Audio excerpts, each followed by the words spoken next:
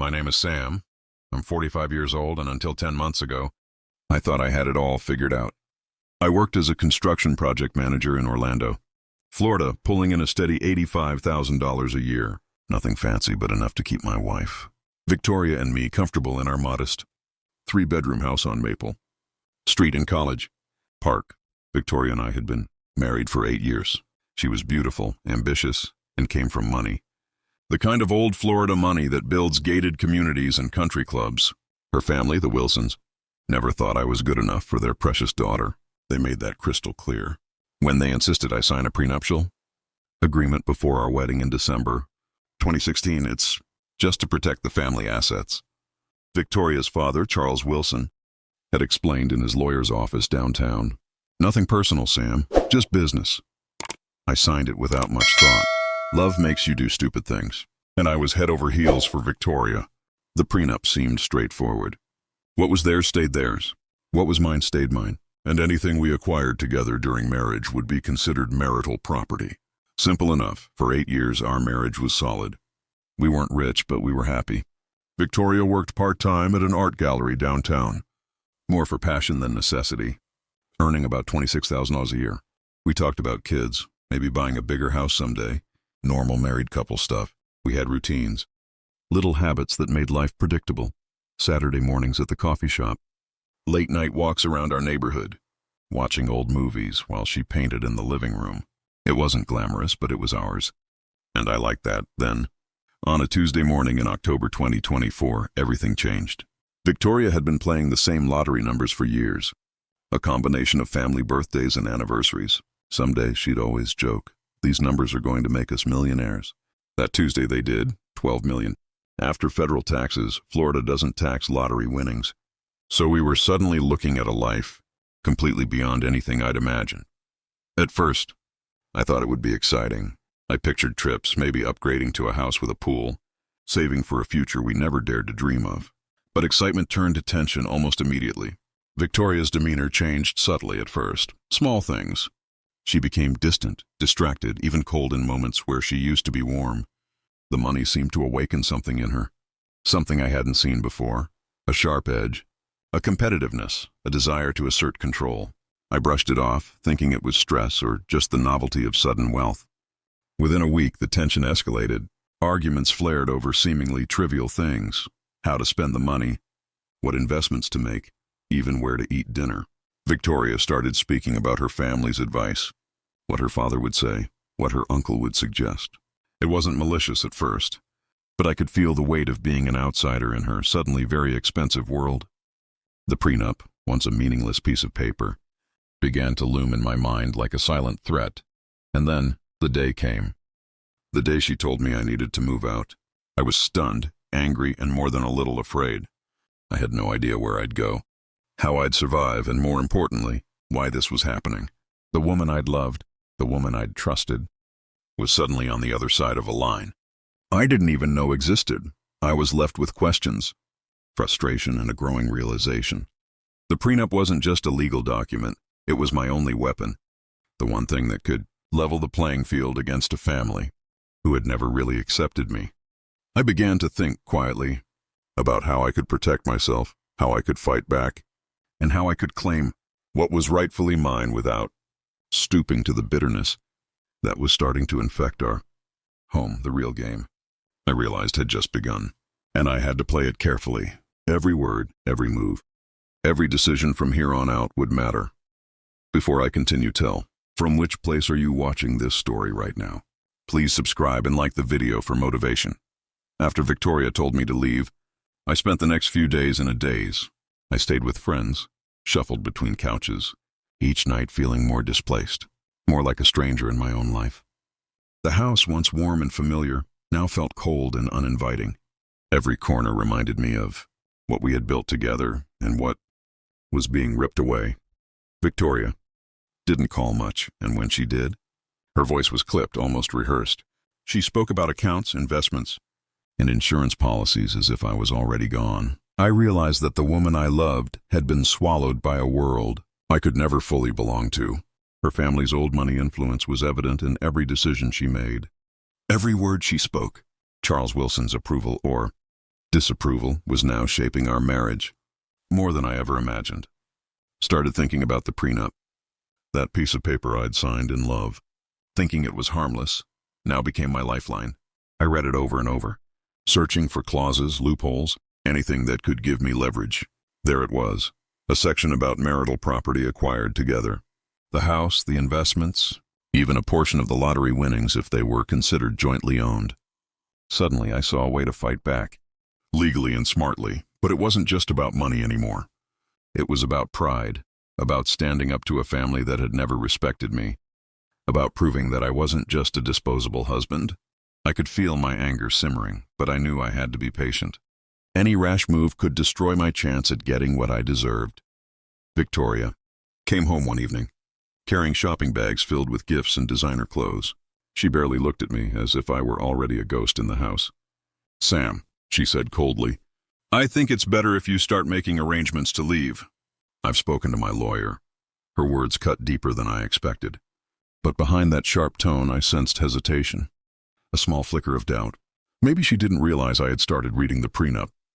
Maybe she didn't know. I was already thinking steps ahead. I began making calls, to lawyers, to financial advisors, anyone who could help me understand my rights. Each conversation revealed just how far Victoria's family had gone to protect their fortune. But it also showed me a path, a way to claim my fair share without stooping to threats or deceit. I had to play this smart. Every word I spoke, every step I took, had to be calculated. By the end of that week, I wasn't the same man who had signed the prenup naively 8 years ago. I was someone who had glimpsed the power of knowledge, of law, of strategy.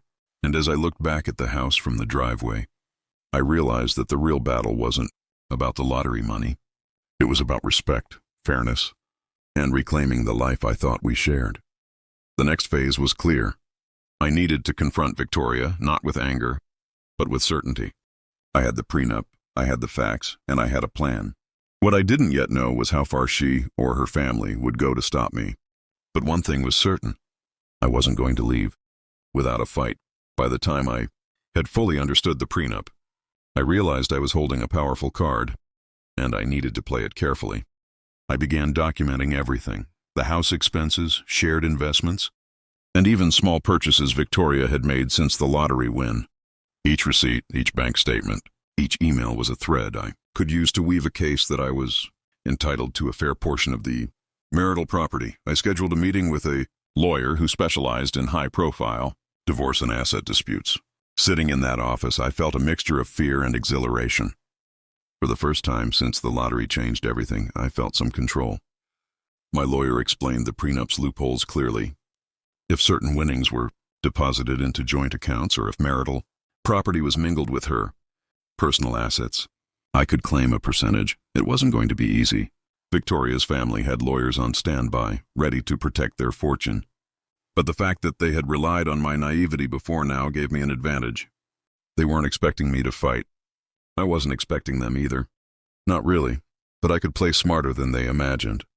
That night, I returned home, walking through the familiar halls that suddenly felt strange. Victoria was in the living room, surrounded by stacks of paperwork from her lottery advisors. She barely glanced at me. "Sam, don't you think it's time to accept reality?" she said, her voice calm but with a sharp edge. Reality. That word stung. I wanted to yell, to cry, to throw the papers across the room, but I knew restraint was my ally. Instead, I took a deep breath and replied, "I'm just making sure everything is done properly." I signed the prenup, Victoria. "I'm not going anywhere without understanding my rights." She raised an eyebrow, a flicker of surprise crossing her face. "Your rights? Really, Sam? You're asking for a share of something you weren't even supposed to touch?" I didn't answer immediately. Instead, I let her words hang in the air. In that pause, I felt a shift, a recognition that I wasn't going to be dismissed. So, easily, over the next few days, I quietly organized all the evidence I had gathered. The house's mortgage payments, the joint bank account deposits, even small shared bills that Victoria's family assumed were negligible. Every detail strengthened my case. Every overlooked document was a weapon. Victoria's demeanor began to change subtly. She still tried to act indifferent, but there were cracks, hesitation in her tone, micro-expressions of worry whenever she saw me reviewing documents. I knew I had unsettled her. Her family's power was intimidating, yes, but they were human, and humans have weaknesses. Then came the first real confrontation. Victoria returned from a meeting with her father and her lawyer. She slammed the door, her hands trembling slightly, not from anger, but from panic I could sense beneath the surface. "Sam, this is insane. You can't just—" "I'm not being insane, Victoria," I said calmly. "I'm being fair. I signed a prenup, but I also contributed to everything we have. I'm just asking for what's rightfully mine." Her silence was deafening. I realized then that the game had truly begun. What had seemed like a simple dispute over money had evolved into something bigger: respect, recognition, and the validation that I wasn't just a placeholder in her family's world. That night, I lay in the guest room, reviewing every clause of the prenup once more. I wasn't just preparing for a legal fight. I was preparing for a mental one. Every interaction, every word exchanged with Victoria and her family had to be precise, strategic, and unwavering. One misstep and I could lose everything. But if I played it right, if I stayed patient, I could reclaim not just my fair share, but my dignity. For the first time in weeks, I felt a spark of hope. The prenup wasn't just paper, it was my leverage, my shield, and potentially my key to turning the tables on a family that had underestimated me from day one. And I was ready to play that hand.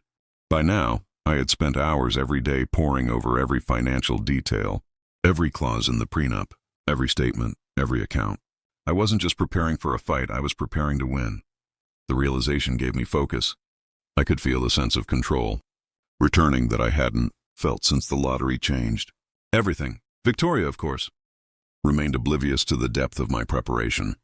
She continued to flaunt the wealth, decorating the house with luxury items, booking trips she assumed I would never question.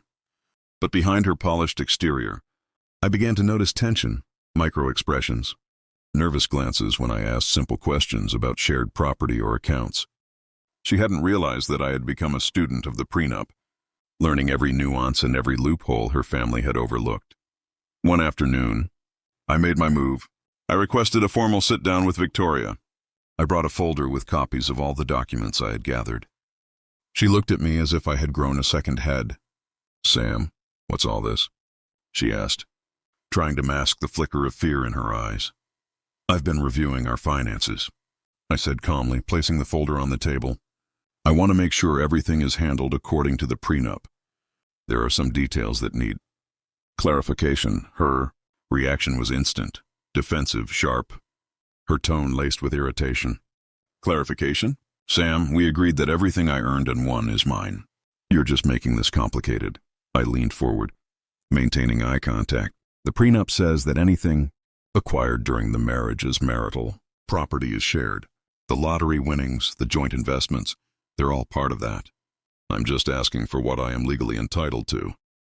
For a moment, she was speechless. I could see the gears turning in her head, the panic she tried to hide. Then came her father, Charles Wilson, storming in, flanked by his lawyer. The tension in the room was palpable. "Sam, this is absurd," her father barked, his voice booming. "You signed the prenup. You knew the terms." "I know the terms," I replied evenly, "and I'm following them. I'm just asking that they be enforced fairly. That's all," her lawyer interjected, attempting to intimidate me with legal jargon, but I was ready. I had memorized every clause, every exception, every condition. Every word they used I countered with facts, evidence, and calm logic. Slowly I could feel the shift. The arrogance in the room began to waver. The Wilson family had assumed I was naive, unprepared, and weak. But I was none of those things anymore. Over the next few days, tension escalated. Victoria stopped speaking to me directly, communicating only through intermediaries. Her father tried to push back, questioning every claim I made, but each challenge only reinforced my confidence. I knew the law, I knew the prenup, and I knew my rights. It wasn't just a battle over money anymore. It was a test of wills. I wasn't just fighting for my fair share. I was fighting for recognition, for respect, for the dignity that had been dismissed for years. And every small victory, the pause in Victoria's voice, the hesitation in her father's commands, the careful scrutiny from their lawyers, was proof that I was gaining ground. By the end of the week, I had turned the tables. I wasn't the powerless husband they had underestimated. I was a man with a plan, armed with knowledge, and prepared to see it through. And as I looked across the table at Victoria, who was finally meeting my gaze without defiance for the first time, I knew one thing: the real battle was just beginning, and I intended to win. By now, I was no longer hesitating. I had studied every detail, anticipated every countermove, and prepared myself for every challenge. The prenup wasn't just a document, it was a roadmap, a key to leveling the playing field against a family that had never respected me, and I was ready to use it. The first step was the house. I reviewed the mortgage payments, property taxes, and shared expenses, documenting everything meticulously. Each receipt, each bank statement, each shared utility bill became evidence that the home we lived in had been maintained. Jointly, funded by both of us, I compiled it all into a neat folder, ready to present to the lawyers. Next, I moved on to the joint accounts and investments. I spent hours tracing transactions, confirming dates, amounts, and ownership. Any fund that had come from marital effort or that could be considered jointly acquired was fair game. Slowly, I built a detailed picture of what I could legally claim, Victoria noticed. At first it was subtle, questions she asked, passing comments that revealed worry. Then came the day she confronted me directly. "Sam," she said, voice tight, "why are you digging through everything like this? Can't you just let it go?" I met her gaze steadily. "I'm not digging. I'm protecting myself. I've contributed to this life just as much as you have. I'm asking for what's fair." She stared at me, as if she couldn't recognize the man I had become, and perhaps she didn't. 8 years of comfort, familiarity, and trust had been replaced by tension, strategy, and legal maneuvering. I could see the panic in her eyes, the realization that I wasn't the naive husband she had assumed. I was. Her father, Charles, tried to intervene, bringing in his legal team to intimidate me, but I was ready. Every argument they made, I countered with facts, documents, and calm reasoning. Slowly, their confidence began to crumble. The arrogance that had surrounded Victoria since the lottery win was faltering. They had expected fear. I gave them strategy. They had expected weakness. I gave them precision. One morning, I received a call from Victoria's lawyer. My heart raced, but I stayed composed. They wanted to negotiate. They wanted to reach a settlement quickly before I escalated the matter further. It was the first sign that my efforts were working. The prenup, which I had once thought was a formality, had become my weapon, and they were starting to fear it. Spent that afternoon preparing for the negotiation. Every detail mattered: the wording of the prenup, the timing of deposits, the contribution of each party. I reviewed every document again, memorized every fact, and rehearsed my approach. I couldn't afford a single misstep. When Victoria finally sat across from me at the negotiation table, there was a strange silence. She was no longer the confident, untouchable woman who had kicked me out. She was cautious, tense, aware that I was no longer powerless. "Sam," she said softly, "I don't want this to get messy." I smiled faintly, not out of malice, but calm determination. "Neither do I said. "I just want what's fair." For the first time since the lottery changed everything, I felt like I was in control. The battle wasn't over, but I was no longer on the defensive. I had taken my first real steps toward reclaiming not just money, but dignity, respect, and the recognition that I was no longer someone to be dismissed. And in that moment, I knew the rest of this fight would require cunning, patience, and a careful eye on every move Victoria and her family made. But I was ready. I was Sam, and I was no longer the man they had underestimated. The negotiations had begun, but I quickly realized that sitting across a table from Victoria and her family wasn't enough. They were cautious now, but they were still maneuvering, still testing boundaries, still trying to intimidate me with subtle reminders of their power. I knew I had to be precise, strategic, and unyielding. I spent days preparing for every possible scenario. Every word, every gesture, every clause of the prenup became a weapon. I mapped out arguments, anticipated objections, and rehearsed my responses until they were sharp and flawless. I couldn't leave room for doubt or for them to manipulate me. When the next meeting happened, it was tense. Charles Wilson arrived first, his face a mask of calm authority, but I could see the flicker of concern in his eyes.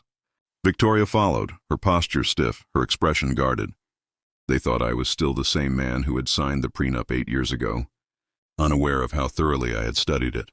"I want this resolved quickly," Victoria said, her voice tight. I don't want family drama. Neither do I replied evenly. I just want clarity and fairness.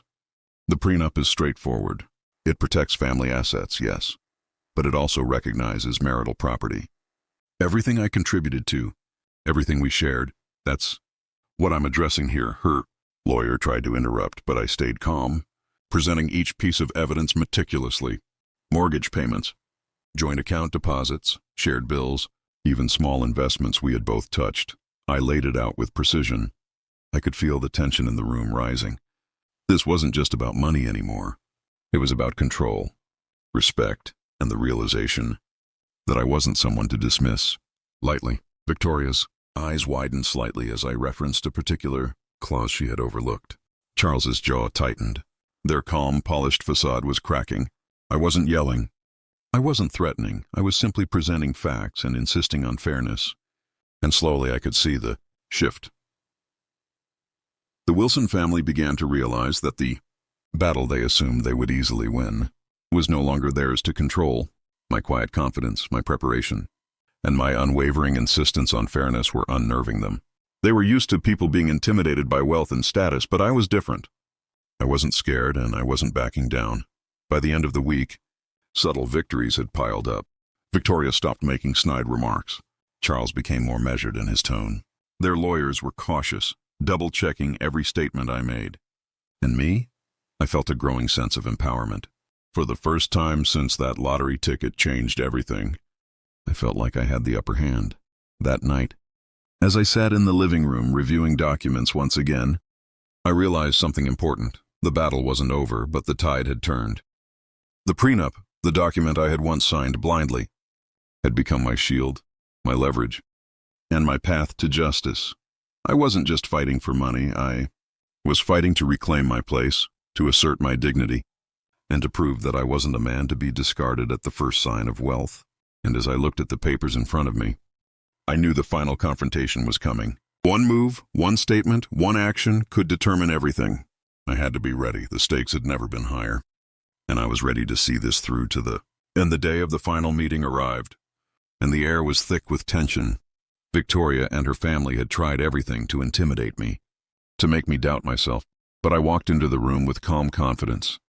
I had spent weeks preparing, studying every clause, every detail, every possible outcome. I wasn't just ready, I was in control. Victoria sat across from me, her posture stiff, her eyes betraying a flicker of fear. Charles Wilson, always imposing, sat beside her, trying to project authority, but even he seemed cautious. The lawyers flanked the room like generals preparing for battle. But I wasn't intimidated.